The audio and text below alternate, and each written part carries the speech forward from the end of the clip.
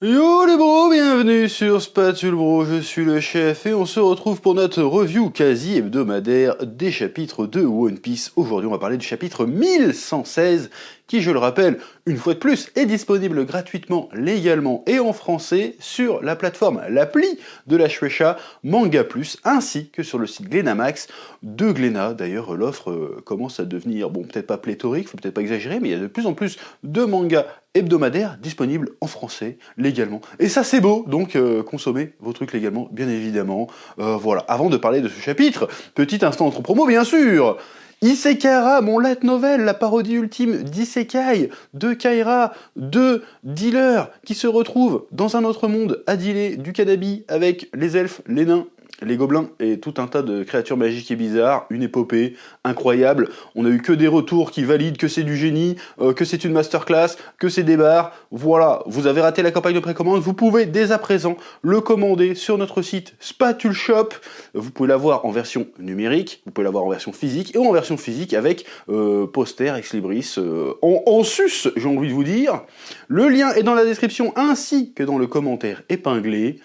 Que la passion vous guide, oui. Alors, quid de ce chapitre 1116 de One Piece? Alors, un chapitre qui est, évidemment, j'ai envie de te dire, ça tombe sous le sens dans la continuité des deux précédents, bon, un chapitre où cette fois-ci, on n'a pas énormément de révélations comparé au chapitre précédent, on est plus dans... c'est un chapitre où on en sait plus que les personnages, a priori, pour une fois. C'est Vegapunk qui raconte ce qui s'est passé, parce que là, les deux d'avant, il racontait ce qu'il avait appris, ce qu'il avait découvert, et là maintenant, il rattrape avec le présent. Il dit, bon voilà, maintenant je vous ai dit ça, qu'est-ce qui s'est passé? Moi, mon but ultime dans la vie, c'était de créer une énergie plus ou moins illimitée, infinie, qui permettrait à notre monde de passer à l'étape suivante de niveau industriel, si tu veux. J'ai réussi à la créer, je l'ai appelée Mother Flame. Bon, évidemment, on comprend que c'est une espèce d'allégorie, on va dire, de l'énergie atomique. Et il dit, bon bah le problème par contre c'est qu'il y a une partie de cette énergie qui m'a été volée. Donc c'est-à-dire que la Mother Flame a priori c'est une flamme éternelle qui peut être fragmentée. Voilà, ça c'est un délire particulier, bon, pourquoi pas, c'est intéressant, on va voir. Parce que c'est intéressant parce que si elle est fragmentée, est-ce que le morceau qui reste est toujours tributaire, dépendant de la source? Ou est-ce que ça devient une nouvelle source qui peut elle-même être fragmentée? Bon, normalement, si c'est de l'énergie atomique, t'as envie de dire oui. Mais là, on est dans l'univers de One Piece, donc il y a toujours un côté un peu magique, un petit côté imaginatif, comment dirais-je, qui fait qu'il pourrait y avoir des règles particulières. Bon, bref. Donc il dit oui, alors cette flamme, une portion de cette énergie m'a été volée, et ben, elle a servi, grosso merdo, elle a servi à réanimer une arme antique. Donc nous avons une confirmation que on attendait depuis un petit moment, mais dont on se doutait qu'elle allait arriver, c'est que le royaume de Rouroussia, t'appelles ça comme tu veux, il s'est fait éclater par une arme antique qui ressemblait, qui était une arme volante a priori, et capable de raser tout un pays, toute une île, d'un seul coup, et ce qui a provoqué un tremblement de terre mondial et une montée des eaux d'1 mètre. Donc c'est pas rien quand même, hein, une montée des eaux d'1 mètre. Voilà, donc maintenant on a la confirmation que Mother Flame en soi n'était pas l'arme antique, mais était l'énergie qui servait à alimenter l'arme antique. Bon, ça c'est la révélation, c'est la confirmation du chapitre. Bon, sinon dans la structure du chapitre, on est sur la même structure qu'avant, hein, c'est-à-dire qu'on voit les doyens en train de galérer, de s'agiter pour essayer de couper la communication parce que l'autre il baffe trop, et les différents personnages de l'univers de One Piece qui réagissent aux révélations de Vegapunk. Hein, on voit Momonosuke quand il apprend, mais alors Pluton du coup on peut le réactiver, il fait ferme ta gueule, voilà. On voit, comment dirais-je, Crocodile qui est en train de... qui a un peu le seum, genre en fait elles existent les armes machin là, parce que lui à la base c'est ça qu'il cherchait, hein, il voulait trouver Pluton, il me semble que c'était ça. Et du coup ça me fait poser une question, parce qu'on voit à un moment, on voit comment il s'appelle ce bâtard, Akainu je crois, qui dit alors tu vas donc tout dévoiler Vegapunk, est-ce que ça veut dire que lui il est au courant? Que ça c'est une question qu'on se pose aussi, enfin que moi personnellement je me pose depuis le début de ces révélations là, c'est qu'à un moment donné il commence à raconter le siècle oublié, et on voit même des dragons célestes qui sont en train de faire mais attends mais de quoi il parle? Ah bon, il y a un siècle oublié? Donc tu te dis, ils sont pas au courant, eux. Donc à quel niveau qui est au courant dans l'univers de One Piece? Bon là, il nous balance que, bon, il y a des gens qui connaissent toute l'histoire, c'est l'équipage du roi des pirates, d'accord? On se doute bien que le Gorosei sont au courant, on se doute bien que Im-sama Ilouel est au courant, mais on sait pas dans les différentes strates du gouvernement qui est au courant. On sait déjà que les vice-amiraux, machin, ils étaient pas au courant, a priori, mais est-ce que les grands amiraux, ils sont au courant? C'est intéressant ça de savoir, parce qu'il a l'air de savoir qu'il y a un bail, comment il s'appelle, le Akainu là. Donc est-ce qu'il est au courant, est-ce qu'il est pas au courant, on sait pas. Donc ça, je trouve ça intéressant de savoir, de voir les différentes réactions et de se dire, ah, peut-être que ce mec-là est au courant, peut-être que celui-là est pas au courant, qu'est-ce qui se passe? Ça, c'est intéressant, et savoir à quel niveau de secret. L'autre truc intéressant, c'est que Vegapunk vient de balancer, alors il a pas dit explicitement que c'était le gouvernement mondial qui avait effacé le royaume de Lulusia, là, mais il a quand même dit, il y a quelqu'un qui a utilisé une arme antique, bon, et quelques temps après, on vient de me soulever à 6h du mat, bon, il y a peut-être un rapport. Et peut-être que les gens vont faire 1 + 1 = 2, qui c'est qui avait intérêt à effacer le royaume de Lulusia? C'est pas les révolutionnaires, c'est pas Barbe Noire, c'est forcément le gouvernement mondial.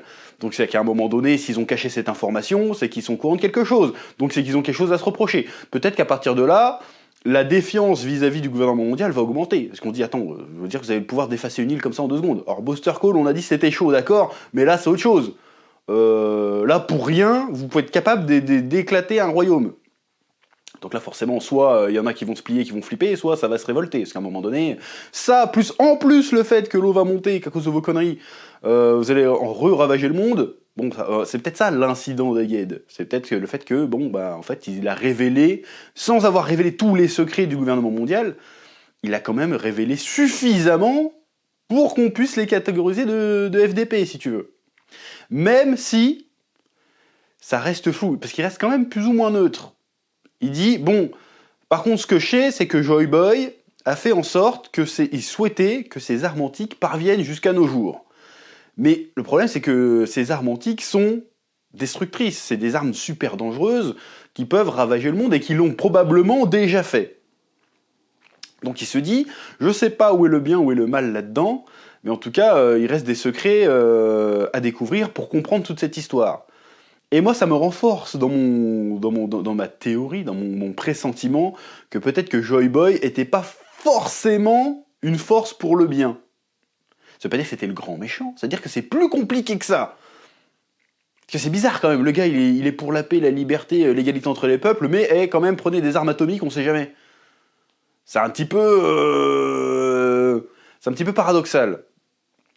Donc, soit c'est la nature de Joy Boy qui n'est pas aussi manichéenne qu'on le pense, soit c'est la nature des armes antiques qui n'est pas fondamentalement mauvaise.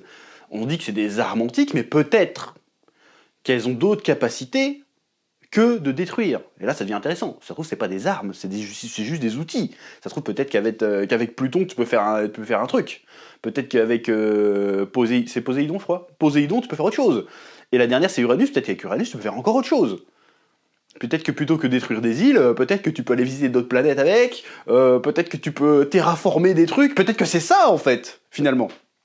Peut-être que les armes antiques sont pas que des armes.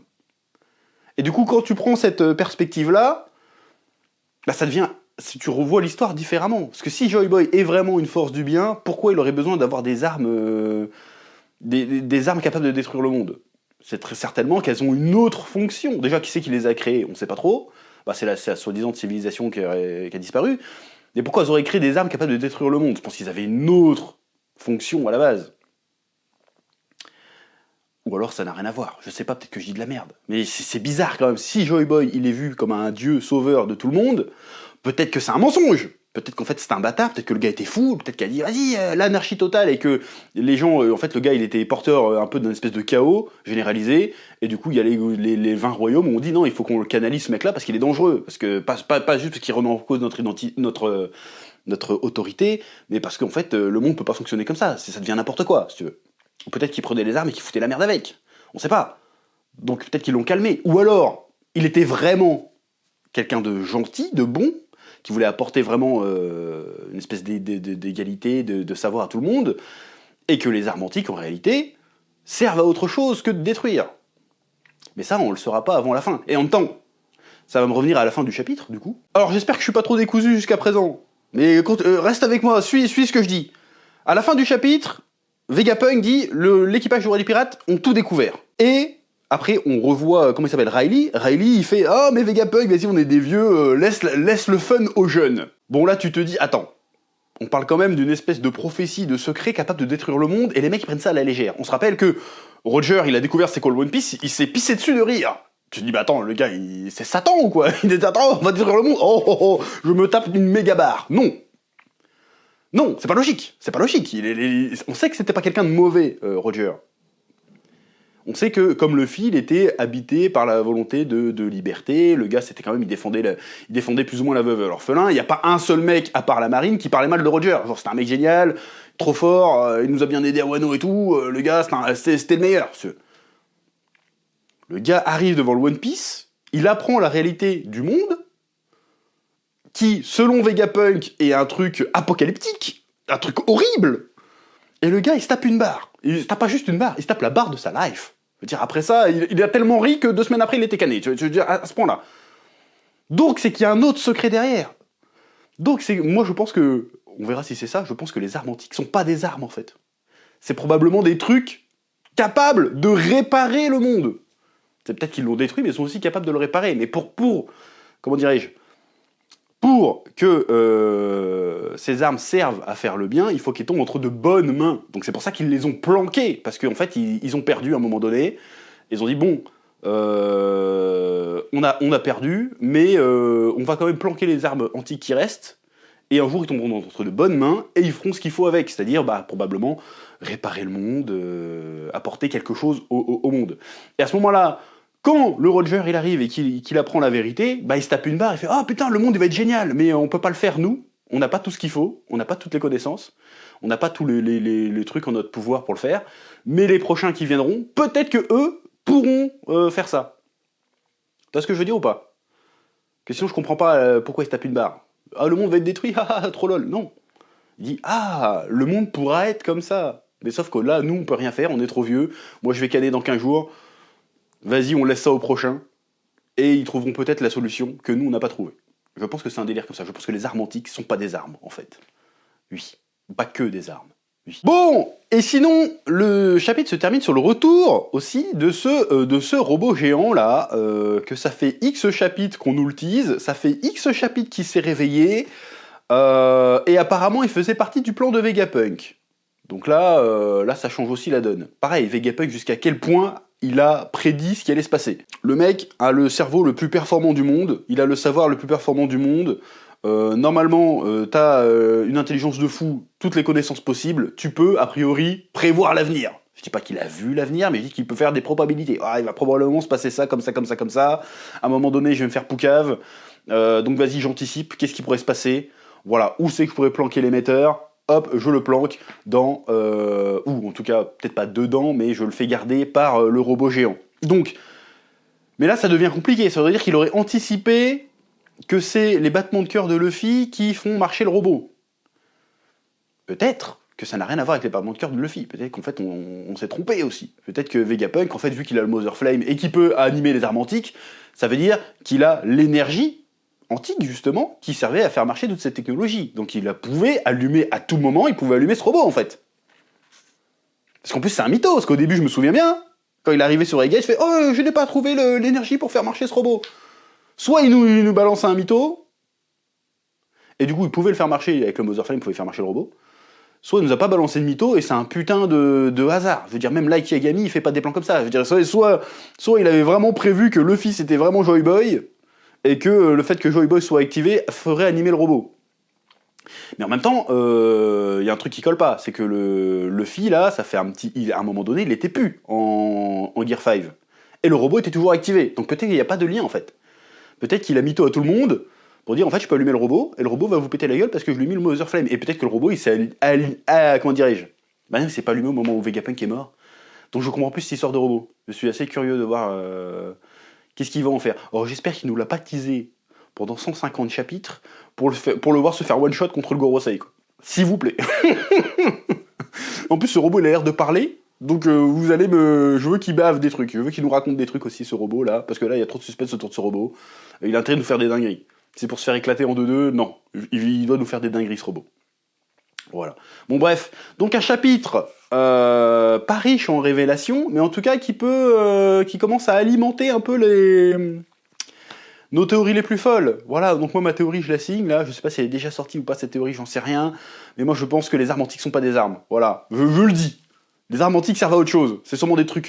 On part sur de la SF. Vas-y, c'est des outils pour terraformer, une connerie comme ça. En fait, les armes antiques bien utilisées peuvent ramener la Terre à l'état où elle était. C'est sûrement un truc comme ça. C'est pour ça qu'il s'est marré, Roger. C'est pas possible. Qu'est-ce qu'il y avait de si drôle? Parce que là, dans l'histoire, il y a rien de drôle. Là, c'est genre, la fin du monde, on va tous finir engloutis. Non, c'est qu'il se marre, c'est qu'en fait, il y a la solution. Genre, ah, c'est ça qui va se passer, c'est ça qu'on peut faire.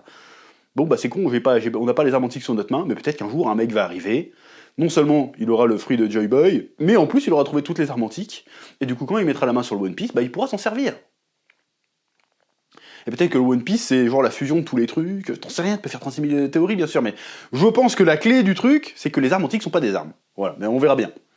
Ce qu'on fera de cette information plus tard. Peut-être que je serai couronné oracle One Piece.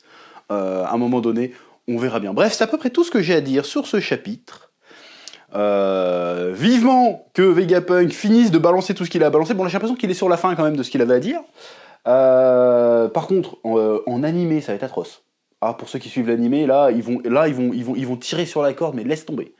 Là, c'est sûr que là, t'as 5 épisodes, là, où il va juste dire « Alors, il s'est passé ceci, et il s'est passé cela », c'est terrible. Bref, mais de toute façon, je regarde pas les miens, donc je m'en fous. C'est à peu près tout ce que j'ai à dire pour le chapitre de cette semaine. Je vous laisse, comme d'habitude, le soin de me dire ce que vous en avez pensé en commentaire, ce que vous avez pensé de cette review, ce que vous avez pensé de ma petite théorie, est-ce qu'elle se tient, est-ce qu'elle se tient pas, pouce bleu, abonnement, tout ça, et bien sûr... il nous reste un peu de stock d'Isekai, profitez-en les gens. Ah, lien dans la description et commentaire épinglé, bien évidemment. Et le Spatule Jump arrive très bientôt, bougez pas, oui,